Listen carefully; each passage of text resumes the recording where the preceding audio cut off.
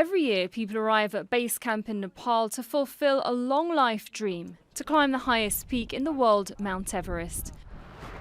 What was once only achievable by elite mountaineers has now become accessible to thousands of tourists and climbers from around the world.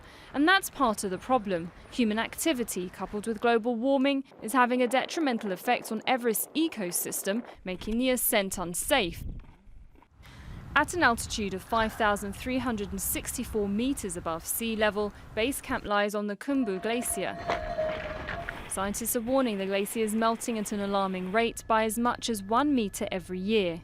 Especially issue of melting glacier and the crevasses. So a bit worrying that maybe in 10 years, there'll be no more glacier and crevasses. Climbers and Sherpas say cracks and crevices appear overnight and it's putting their lives at risk.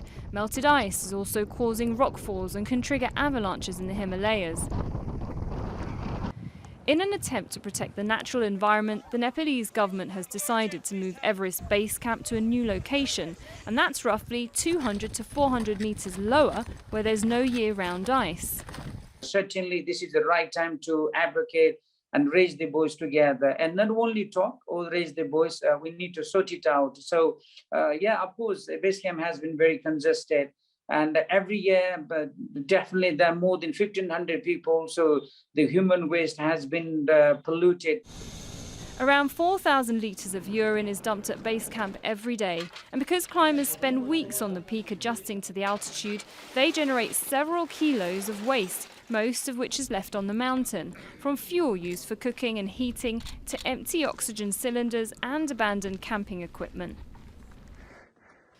All this has created a moral and an environmental debate on the human obsession to scale the tallest mountain in the world. Sara, Khairat, Al Jazeera. So, extreme floods, melting glaciers, extreme heat, all symptoms of a warmer world, according to climate scientists. Danish Mustafa is a professor in critical geography at King's College London. He can take this on with us. Danish, so this situation in Everest and everything else that we've been reporting on in this last hour, all symptoms of the broader problem of global warming and its impacts affecting glaciers and changing the climate around the world. I think that these are certainly worrying symptoms. And I think a bigger problem is a maladjustment to these symptoms. I think that the public has a bit of a problematic understanding of science. Science almost never can give you certainties. What it can give you is odds. And climate science can tell us that we are 95% confident, 99% confident, that all the averages that were in the past, all the normal conditions that we were used to in the past are not going to hold into the future. So if you're getting unprecedented floods in Bangladesh or in China, or if you're getting glacial melt in the high Himalayas, I think it is basically symptomatic that whatever we are used to in the past is not going to continue into the future. Right. Which doubly, I was just going to say the trend is the thing, and the trend is gaining momentum, and the trend is looking quite frightening. Trend is frightening, but equally I would caution about we need longer-term trends, longer-term data, if you will. We certainly, the data for the past 10, 15 years is certainly worrying.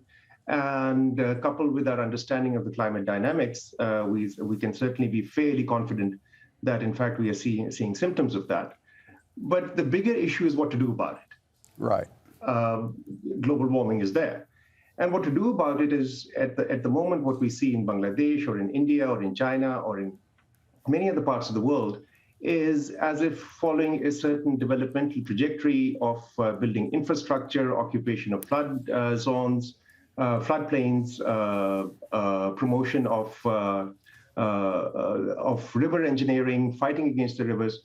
Those are sort of 19th century, early 20th century European tropes, which are being replicated at the moment in the global south with potentially catastrophic consequences. You say we need longer-term data. We need to focus on adaptation, I think is what you're saying. Given everything else that's going on in the world, the political polarization, the war in Ukraine and so forth, are we just taking our eye off perhaps the biggest threat of all? We're absolutely taking our eye off the ball, and I don't even know if we necessarily had our eye on there. It just seems like there's a whole set of political economic compulsions or ideologies which are driving societies. For example, China poured more concrete in the first 20 years of the 21st century than the United States did in the entire 20th century, following a certain developmental model. Equally, building of dams, building of roads, trying to build levees, trying to hem in rivers the size of Brahmaputra is going to have the kind of consequences that we're seeing at the moment. Floods are not bad in themselves. I mean, after all, human civilization emerged and developed. Some of the most ancient civilizations emerged and developed along floodplains. The point is that when we stop living with floods, and for the past 150 years, we have changed our paradigm of floods from living with floods towards fighting floods. And when you fight floods, you're going to lose. And this is another example of how we have lost. So there's a fundamental paradigmatic reevaluation that needs to take place. And I'm afraid that that sort of reevaluation in the face of climate change is simply not happening. Okay, finally, Danish, and briefly, if you would, it's not only extreme weather events that we're talking about here, it's also how, vegetation belts are moving further northwards as far as the Northern Hemisphere is concerned, and the implications that has on, migrations of animals and so forth, and indeed food production. Indeed, I think the evidence is overwhelming, and you basically deny that evidence at your own peril. But turns out that politicians, governments, businesses, and others tend to have a more sort of a monthly, weekly sort of a time horizon, whereas climate change demands a more longer-term time horizon and thinking more strategically.